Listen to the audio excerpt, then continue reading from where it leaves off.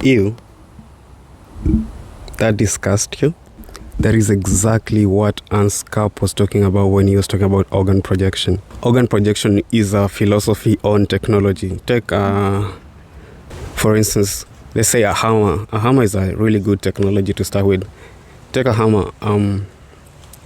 Does a hammer exist away from the hand? A hammer is but an extension of the arm, right? Like, the point of a hammer is to drive a nail into a wood, which is just push a nail into the piece of wood, which is something you cannot really do with your hand, but you still need to do. So you invent a hammer, which is an extension to be the nail into the wood. What about spit then? It's clearly disgusting, right? But why is it so? Why do you have this visceral feeling when you see someone spit, or when you see someone pee, or when you see someone release something from their body? That's because you are associating those things with that person. Like, the identity of the person is existing independent of the body, independent of the self. Like, the spit is separated from the body completely, but it's still associated with the person who spat it, right? So that is the same logic that is embedded in this philosophy of Ernst Kapp, which is organ projection, where he's theorizing, he's saying that when we make tools, we are just projecting ourselves into the tools. Like, technology is just but an extension of the person, right? Like, the hammer is an extension of the arm. The drill is an extension of this wrist movement, right? For instance, AI right now can be seen as an extension of the human brain, an extension of cognition. And this connects well with Andy Clark's and what's his name?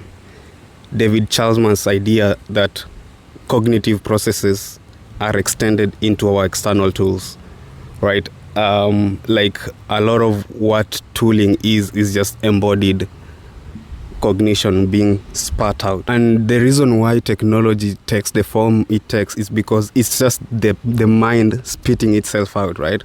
The mind is the body is the mind, and when these cognitive processes now come out, they come out in the shape of the body. For instance, the hammer with the hand, AI as the brain, the legs and wheels, same concept. You just want to go distance, you want to go it faster.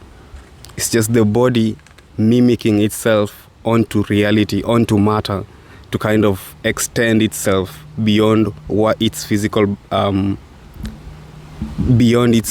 boundaries, so that, like, you know, it can exploit as much of reality as possible. For instance, when I do that, you're not really asking which part of me did that, which part of me spat. No, you are looking at me and thinking, I spat. The whole organism that is me. Like, the mind has no channel to the world except through the body. Like, all of these ideas, all of what these cognitive processes, they exist in a biological substrate. Like, the imagination, problem solving, creativity, all that things, all of those concepts, constructs, they exist as flesh, right? So when this creativity, when this cognitive processes spits itself out into the world, the only mold that is there to kind of fit itself in matter is the body. And the only way it can show itself around is through body mimicry. It has to mimic the part of the body that created it, the part of the body that made it necessary. The recent AI boom or bubble, whatever you want to call it, only came out once the computer got spat out as a network of neurons. The projections can't have any other shape because the organism projecting them only has its own shape, right? So when you see Musk and these other people building androids and shaping them to look as human, this is just a structural necessity of technology. Descartes, or whatever the fuck his name is, argued that you you are because you think, right? I think, therefore I am. But he never really fully defined the I, right? The first word of the sentence. He just assumed it's the mind, each thought. But like every thought is a wet thing. Every thought is embodied in flesh. Like it's a heartbeat. It's a neuron firing. It's whatever visuals that is coming into your body, right? Every thought is embodied in like the physical reality. So when this embodied cognition spits itself out, it only has this flesh logic to follow, right? Like every technology is kind of like a fossil. It's kind of what the body thought was necessary to extend. So technology is not really separate from humanity. It is humanity. Like technology is just you. It's a part of you. It's a piece of your body. That's why when we talk about like organisms, humanity is an organism, especially right now, because if you're watching this, you are connected to the internet. You have a phone. You have something. So me and you, we are one thing. We have been connected through technology.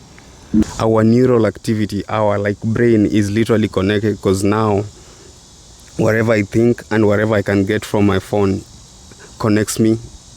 Like my cognitive operations have been connected to yours. And this is what Andy Clark calls the naturally born cyborg, right?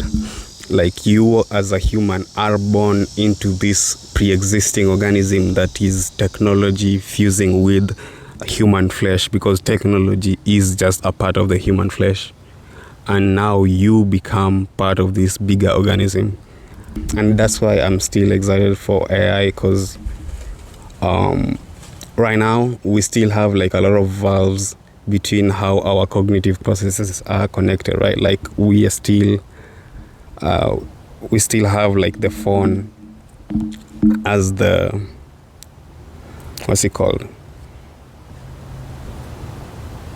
The pathway between my brain and your brain. But Neuralink proposes a different kind of perspective on that. Why? Because if I have it connected straight to my neural activity and you have yours connected straight to yours, you know what I mean?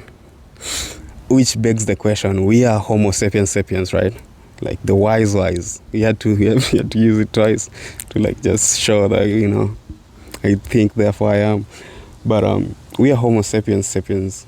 But like, are we still homo sapiens?